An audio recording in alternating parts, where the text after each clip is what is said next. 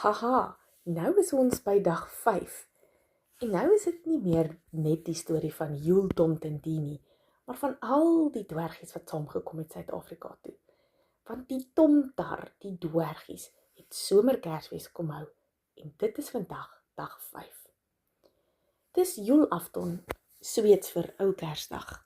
En Tomte Piet sluit uiteindelik by die rendier en sleebrigade aan op sy eysterperd en sy helm. Kersgeskenke is op pad, sê hy. En hulle vertel, Joeltont en Dies vertel, ons reis oor die aarde heen, van hier, deur in die noorde.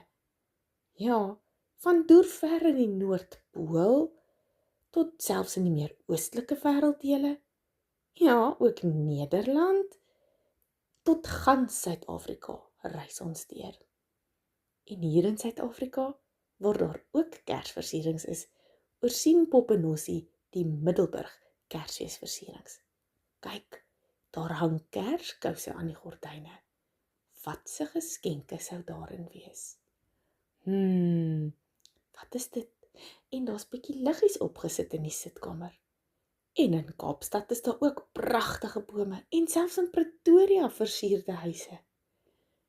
Ons Kersstorie eindig met die klomp dwergies, 'n hele span van hulle wat sê, geseënde Kersfees